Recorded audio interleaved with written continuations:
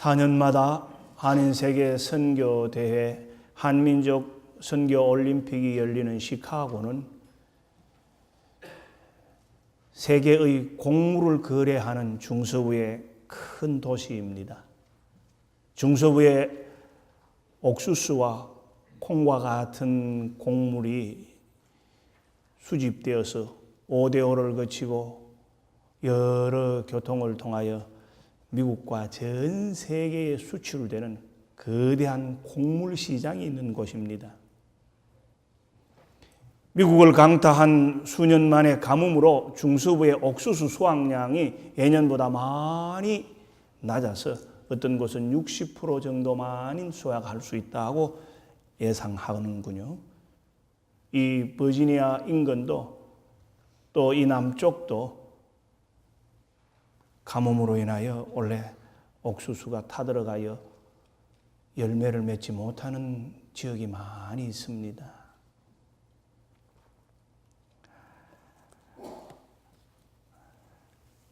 내년에 세계 식량이 상당히 시장에서 안정적인 가격 공급이 곡물이 되지 못한다고 예측하는 얘기를 들었습니다. 특별히 옥수수를 사료나 또한 주식으로 삼는 곳은 콩을 주요한 그런 음식의 공급으로 삼는 것은 영향을 많이 받을 것이지요. 우리가 어떻게 하면 좀 덜 먹고 건강하게 다이어트를 할까 이런 고민을 하지만은 북한 땅에 많은 어린아이들이나 우리가 매월 50여 명을 후원하는 우간다 땅에 가난한 아프리카 어린이와 같은 아프리카 땅에는 언제나 식량 자급자족이 그들의 삶의 생존의 목표이기도 합니다. 미국의 유명한 기독교 잡지인 The Christian Century라고 하는 잡지에 지난 주간에 특집으로 이런 기사를 실었습니다. The future of food is in Africa. 아프리카의 식량 공급이 앞으로 어떻게 될 것이냐. 우리가 아는 대로 아프리카는 세계 어느 땅덩어리보다 가장 가난한 대륙입니다. 나이지리아는 스위스 다음에 세계 NGO가 케냐 나이로비아는 NGO가 제일 많이 있는 곳입니다. 가난한 아프리카 사람들, 질병에 찌든 아프리카의 국민들 치료하고 돕고 하기 위한 그런 유엔의 도움이 필요한 곳이기 때문이지요. 이 사람들의 진단에 의하면은 이러한 노력을 계속해 가고 있지만은 변화가 없는 한 The world needs to nearly double food production by the year of 2050. 우리가 예상하는 것과는 다르게 2050년이면 지금 전 세계 식량 생산이 2배가 되지 않으면 이 땅에 골고루 다 가난한 어린아이들을 먹일 수 없다는 것입니다. 우리가 짐작컨대는 얼마나 개발된 식량 수단과 또한 과학으로 농업 발달로 충분한 곡식이 갈수록 남아 돌 것 같은데 현실은 그렇지 않은 것입니다. 왜? 갈수록 농토는 택지는 주택가로 택지로 개발되고 갈수록 곡식을 재배하던 땅은 공장이 들어서고 골프장으로 변형되기 때문에 세계 식량 구조가 매우 위험하다는 것입니다. 이번에 모인 G8 모임에서도 세계 식량 구조를 애그리컬처의 시스템을 바꾸지 않으면 갈수록 인시큐어하다고 불안하다고 하는 것입니다. 그래서 유럽 국가 가운데는 어떤 지역은 녹색 지도로 남겨두어서 식량을 생산하도록 아주 강력하게 단속하기도 합니다.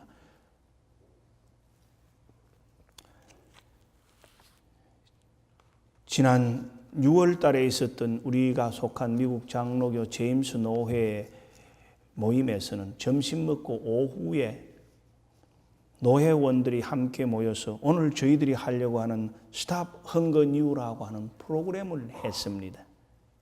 마침 제가 출타 중이어서 저는 참석을 못했습니다마는 그 행사를 하기 위해서 노회 전 113교회에 보낸 뉴스레터에는 The New Face of Hunger in America라고 하는 제목으로 이런 사진을 실었습니다.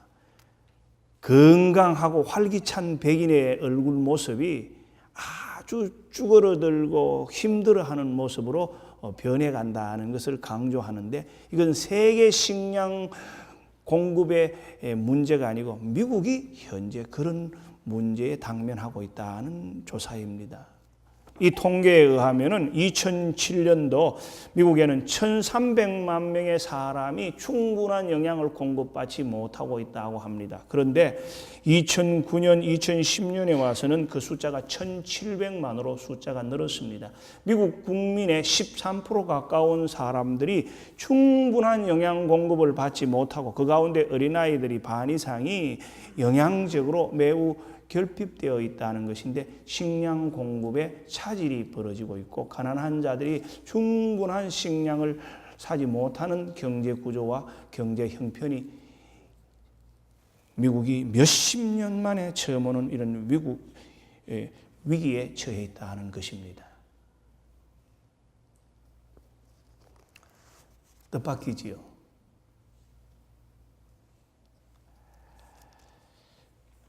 지난 주말에 저희들이 시카고로 선교대에 참석하러 가기 바로 며칠 전에 리치몬드 타임 디스패치의 주말 글에 아주 큰 기사가 재미있게 하나 났었습니다.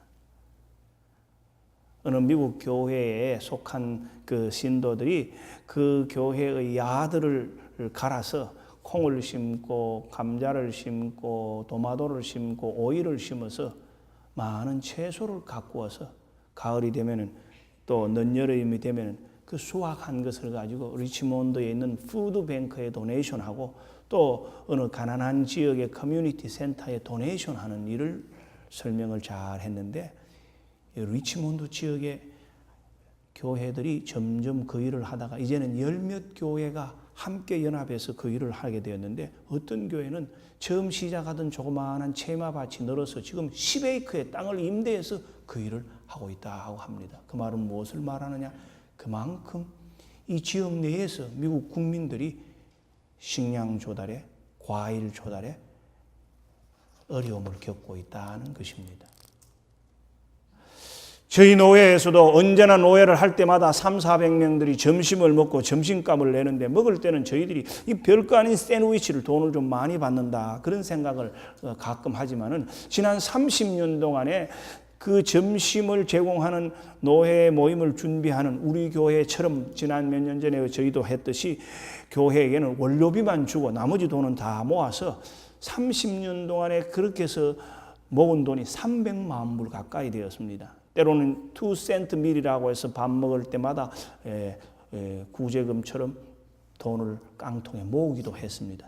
그렇게 모은 돈을 지난 30년 300여만 원, 288만 분이나 거두어서 전 세계에 보내고, 우리 노회가 속한 이 리치몬드 인근 2시간 거리에 있는 14도시의 푸드뱅크에 많은 후원을 해왔습니다. 여러분, 생각 밖으로, 상상 밖으로 먹는 문제에 실험하는 이웃들이 많고, 아프리카나 전 세계의 어린아이들은, 북한의 어린아이들은 말할 것도 없지요.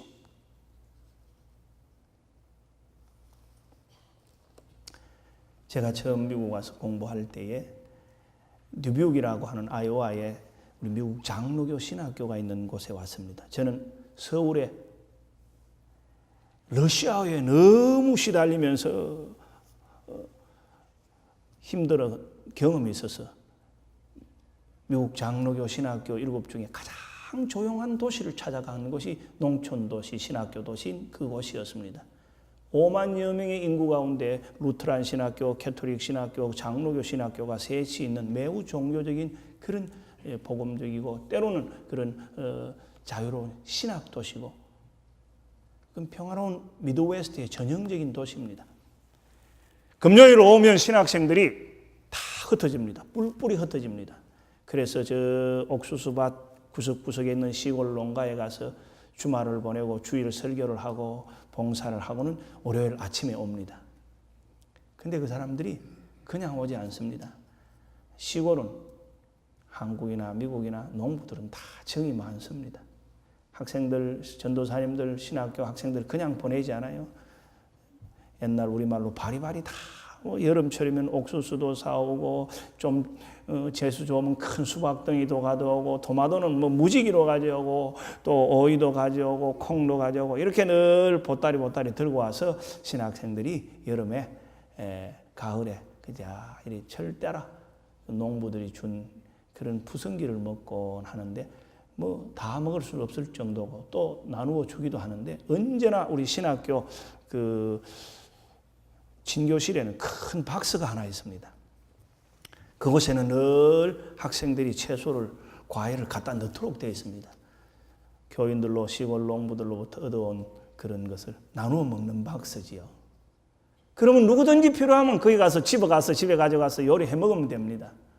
그런데 가장 필요로 하는 단골 손님이 있습니다.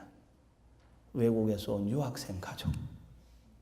저희처럼 한국에서 온 사람, 인도에서 온 할아버지, 인도네시아에서 온 젊은 학생, 필리핀에서 온 가난한 지역의 목사님, 심지어는 대만에서 온 똑똑한 학생, 주로 아시아, 아프리카에서 온 나이로비, 케냐, 저 나이지리아, 사우스 아프리카 이런 데서 온 학생들이 최고 단골 손님이고 고객입니다.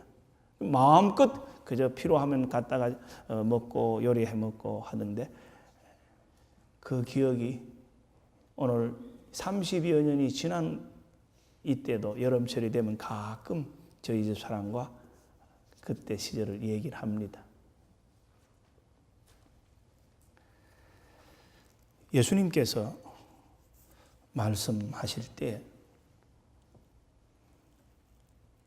너희들은 내가 나그네 되었을 때 영접하지도 아니하고 헐벗었을 때 옷을 입히지도 아니하고 병들었을 때와 옥에 갇혔을 때 돌보지 아니하였느니라고 하니까 제자들이 민망하지 않아요. 아니 선생님이 언제 감옥에 들어갔습니까? 선생님 같은 분이 병든 적이 없잖아요. 언제 옷이 없었습니까? 그래도 늘 겉옷 좋은 거 한 벌 입고 다니셨는데 언제 선생님 배고프다고 우리가 식사 공급 안 했습니까? 너무 그렇게 민망하고 섭섭하게 별 말씀을 다 하시네요. 그렇게 얘기했어요. 그러니까 예수님이 말씀하시기를 그런 것이 아니야. 바로 이 지극히 작은 자 하나에게 하지 아니한 것이 곧 내게 하지 아니한 것이라. 이웃에 있는 가난한 사람, 이웃에 있는 힘없는 사람, 이웃에 있는 아주 약한 조그마한 그 사람을 돕지 않고 무관심하고 버리고 케어하지 않는 그것이 임금 바로 주님에게 한 것이라. 마치 하나님께서 구원받지 못한 자들이 형벌받을 지옥에 들을 것 같은 그런 삶을 사는 사람들이라. 그 말씀하시면서 너희에게 이르노니 이 지극히 작은 자 하나에게 하지 아니한 것이 곧 내게 하지 아니한 것이라고 말씀하셨습니다. 제가 미국에 올 때 한국과 다른 점을 많이 발견하려고 애를 썼습니다. 처음에 미국에 와서 이렇게 생활하는데 한국하고 미국하고 다른 것 가운데 하나 대표적인 게 무엇이었느냐? 여러분 눈에는 어떻게 보였는지 몰라도 어느 곳에 가든지 질서 있게 줄 잘 서는 걸 보고 놀랐습니다. 그건 저만 그런 줄 알았더니만 한 25, 6년 전에 저희 장인어른께서 마이애미에 제가 목회할 때 오셨을 때도 그런 말씀을 하시고 한국에 돌아가셔서도 그런 말씀을 많이 하셨다는 거예요. 그 사회학자들의 조사에 의해서도 그렇습니다. 무슨 해프닝이 일어나고 복잡한 일이 일어나면은, 예를 들어서 공항에서 비행기가 갑자기 캔슬되었거나 어느 곳에 가서 티켓이 갑자기 다 매진되었을 때 사람들은 웅성웅성합니다. 서양 사람들은 안내석 앞에 가보면 쫙 줄을 서 있습니다. 10명이면 10명, 20명이면 20명. 그리고 차례들이 기다립니다. 동양 사람들은, 중국 사람이나 한국 사람이나 대부분 가보면은 그 데스크 앞에 줄 서 있는 것보다는 그냥 빙 둘러서서 그냥 웅성웅성 합니다. 소련과 우리 한국이 소련이 개방이 된 다음에 외교 관계가 정립이 되고 모스크바에 코리안 에어라인이 지소를 두고 개항을 했을 때입니다. 얼마 지나지 않아서 이상한 일로 한번 카알이, 대한항공이 몇 시간 지체하게 되었습니다. 그러니까 그 대한항공 데스크 앞에 사람들이 가서 질문하고 궁금해할 뿐만 아니라 항의를 하고 난리가 났는데, 소련 사람, 미국 사람, 영국 사람, 독일 사람은 하나도 없이 앉아있고 전부 한국 사람만 가서 삿대질 하더랍니다. 우리 국기를 단 우리 항공기인데도. 해방신학이라고 하는 책을 신부님께서, 교수님께서 번역을 했었습니다. 그렇지만 그 책을 번역을 했지만 클래스 쓸 수도 없고 그 강좌를 열 수도 없고 그리고 그 책을 팔 수도 없었습니다. 저는 전공적인 영역이고 제 관심 분야이기 때문에 그 책을 구하고 싶었는데 아름아름으로 누구에게 구했느냐? 우리 선생님으로, 존경받는 선생님으로 해직 교수가 된 그 당시에 김동귤, 김창국, 성내훈 이런 분들 가운데 하나인 우리 김창국 선생님께서 그 검수되어 금지된 번역판을 가방에 넣어 다니시면서 필요한 사람들에게 아름아름으로 팔고 계셨습니다. 그래서 그 책을 구입해서 우리가 몰래 친구들에게 나누어주고 공부를 하고 선생님을 위하여 또 얼마간의 도움도 드리곤 하고 하던 그런 시절에서 미국에 와서 그 원조를, 그 원리를 해방신학을 쓴 구스타프 구티에레이즈라고 하고 보니노라고 하는 남미 출신의 학자들의 그 책을 남미 출신의 교수가 가르치는 강좌를 첫 학기에 선택해서 들을 수 있었습니다. Revelation Theology. 남미의 많은 가난한 주민들이 캐톨릭의 정권의 압제에 의해서 어떻게 하면 인권을 찾고 복음으로 자유를 얻고 삶의 환경과 상황에 인생의 새로운 눈을 뜰 수 있을까 한 그 해방신학이 한국의 민중신학으로 전이 되었죠. 그 원조를 가르치는 니카라구아에서 온 젊은 교수, 막 박사과정을 끝내가는 교수가 그 과목을 가르치고 있었습니다. 거기에는 루트란 신학생, 나같이 장로교 신학생, 또 함께 옆에 있는 캐톨릭 신학생이 같이 공부를 합니다. 상당히 흥미진진하고 재미있습니다. 그런데 어느 시간에 교수가 학생들에게 이런 질문을 했습니다. 10-30명의 학생을 앉혀놓고, 여러분 가난이 무엇인지 압니까? 그렇게 질문을 했습니다. 학생들이 그럴듯한 논리와 이론과 경험을 내놓습니다. 그런데도 그 교수의 마음에는 그 답이 마음에 와닿지 않습니다. 저한테 고개를 돌립니다. 혹시 당신은 가난이 뭔지 알고 있습니까? 성령께서 지혜를 주시고 제가 느낀 바가 있어서 이렇게 답을 했죠. 그 당시에 유학생들은 얼마나 의무감과 사명감과 책임감 속에서 악조건에서도 공부했겠어요. 저도 자동차도 없이 40분, 30분 그 추운 길에 걸어 다니면서 동네 사람이 정확하다고 시간에 소문이 날 정도로 걸어 다니면서 봄이 되기 전에 애가 오기 전까지 차를 사지 않고 그 눈길로 걸어 다니면서 저녁 먹고도 도서실에 가서 공부를 하다가 10시에 도서관이 문 닫으면 다시 또 걸어서 집으로 돌아오곤 하던 그런 참 성실한 학생, 마음껏 공부하고 싶었던 환경을 누렸던 감사의 그런 시절이었기 때문에 열심히 공부했습니다. 그리고 아침에 학교에 가서 또 열심히 수업을 듣는데 저도 모르게 수업 시간에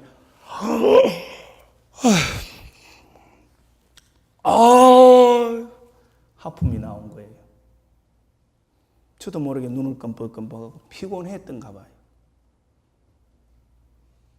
그런데 내 친구들은 보면요, 뭐 정신이 말똥말똥해. 심지어는 밤새도록 타이프 치고, 그때는 타이프기가 컴퓨터가 아니기 때문에 전동기로 치거나 손으로 치기 때문에 시끄럽습니다.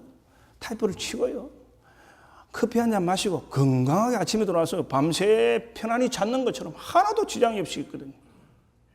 그건 저는 군대 제대를 하고 대학원에 복학을 하고 또 몇 년 있다가 왔는데, 군에서 큰 그런 힘든 그런 어려운 육체에 지장을 주는 그런 작전도 하고 힘들었기 때문에 완전히 또한 육신이 리커버리가 되지 않았어도 그랬겠지만 공부하는데 피곤이 왔습니다.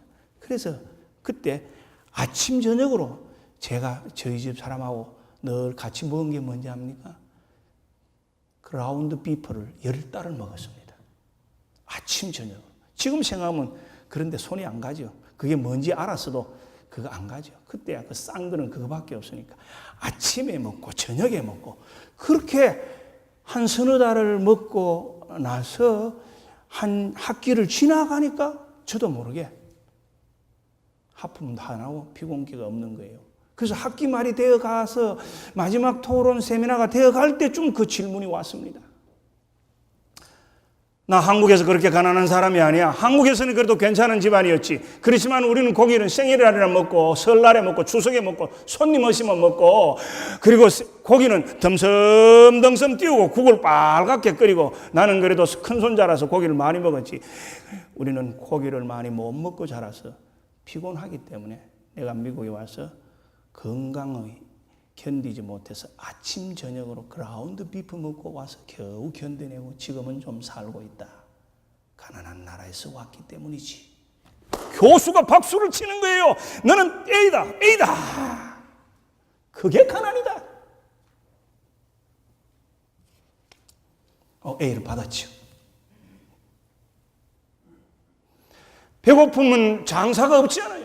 그래서 옛날에는 우리나라 축구 선수들이 후반전만 되면 힘이 딸려서 지지 않았어요. 지금이야 한국 축구 선수들 팔팔 날고 막 뛰죠. 차범근이가 독일에 가서 제일 처음에 힘들었던 게 그 근력이 감당 못하는 한계 때문에 그랬죠. 지금이야 박지성이 뜨는 데는 뭐 그런 거 없는 시대죠. 여러분들이 다 그렇게 잘하지 않았어요, 대부분. 그런데 이 지구 땅에는 우리가 늘 매월 여러분들이 지역개발과 함께 어린아이를 위하여 보내는 우간다의 50여 명의 어린아이들이나 아프리카의 많은 어린아이들이나 북한 땅의 어린아이들이 참 배고픈 어린아이들이 많지요. 근데 미국에도 이렇게 푸드뱅크를 찾아오는 사람들이 늘어가고 있다는 것은 새로운 충격입니다. 갈수록 경제구조는 부익부, 빈익빈, 부자는 부하게 되어 있고 가난한 사람은 어쩔 수 없게 되어 있는 이런 경제 조직, 경제 시스템. 그나마 신앙의 양심을 가진 종교 집단이나 교회나 NGO들이 이런 일을, 유엔에서 이런 일을 해결하고자 몸부림을 치면서 여러 방면으로 예를 쓰지요. 오늘 오후에 저희들이 하려고 하는 스톱 헝거 나우라고 하는 것도 그러한 한 기구를 통해서 여러분이 작은 자에게 주는 작은 정성을 보태는 일입니다. 여러 가지 형편으로 해서 지난 6월, 7월 교회 여러 선교사에게 함께 하지 못했더라도, 심지어는 선교회가 맡아서 하는 홈레스 미션에 우리 교회를 찾아와서 일주일을 묵은 그 50여 명을 돕는 선교회마다의 그날 저녁 식사 봉사에도 형편이 못 닿아서 참여하지 못했거나, 또한 연령층에 의해서 그런 일에 저 리뉴 커리어를 하는 일이나 몬로팍 홈레스 숲 키친을 하는 그런 도시 선교 사역과 지역 사회 개발과 노숙자 사역에 참가하지 못했을지라도 이번 기회는 누구든지 참가할 수 있도록 열어주는 것이 저희 당회의 이유입니다. 주일 예배 마치고 작은 정성과 시간과 물질을 내어서 예를 쓸 때 우리 교회도 여러분을 그만큼 도와서 여러분이 함께 앉아 즐겁게 곡물을 사서 봉지에 담아 패킹을 해서 보내면 그것이 푸드뱅크에 가서 필요한 가정에 멀리는 저 아프리카까지 그리고 우간다 그리고 북한까지 가고 찾아가는 것이 지극히 작은 자에게 하는 조그마한 정성의 한 방편이지요. 큰일은 쉽고 큰 것은 눈에 두드러지나 지극히 작은 자의 아픔과 지극히 작은 자의 괴로움은 외면하기 쉽고 무시하기 쉬운 것이 우리들의 삶입니다. 우리의 이웃 가운데 언어가 다르고 인종이 다르고 피부가 다른 사람 가운데는 그런 사람이 있을 수 있고 여러분의 손님들 가운데나 여러분의 거래하는 그런 거래처 가운데에서도 그런 형편에 처한 사람일 수 있고 여러분 중에서도 때로는 그런 형편에 처할 경우도 있겠지요. 살다가 보면 거지 나사로는 밥상에 떨어지는 부스러기를 먹고자 그 집 대문에 앉았는데 부자는 문 앞에 누가 앉아 있는지 그 곡식을 남겨두어서 이삭을 주어야 할 루시 나오미가 있어야 할 것인지 그리고 자기가 먹다 물리는 밥상에 생선을 고기를 뜯어야 할 거지가 찾아오는지를 생각할 겨를이 없이 인생을 살기가 쉽기 때문에 잠시 멈추어서 문 앞을 바라보고 옆을 돌아보고 잠시 서서 저 멀리를 쳐다보며 이삭을 주우러 오는 허리를 굽혀 이삭을 줍는 사람을 바라볼 수 있는 인생의 여유가 하나님은 믿음 생활하는 저희들에게 교회의 사역을 통해서 선교의 손길을 통해서 주시는 가르침이고 지혜입니다. 이 지극히 작은 자 한 사람으로부터 시작해서 오늘날 인류 역사의 위대한 기독교의 헌신의 표상이 된 사람이 있습니다. 머더 테레사. 그의 시 한 편을 보시겠습니다. 한 번에 한 사람. 난 결코 대중을 구원하려고 하지 않는다. 난 다만 한 개인을 바라볼 뿐이다. 난 한 번에 단지 한 사람만을 사랑할 수 있다. 한 번에 단지 한 사람만을 껴안을 수 있다. 단지 한 사람씩만. 따라서 당신도 시작하고 나도 시작하는 것이다. 난 한 사람을 붙잡는다. 만일 내가 그 사람을 붙잡지 않았다면 난 42,000명을 붙잡지 못할 것이다. 당신에게도 마찬가지이다. 당신의 가족에게도 당신이 다니는 교회에서도 마찬가지이다. 단지 시작하는 것이다. 한 번에 한 사람씩.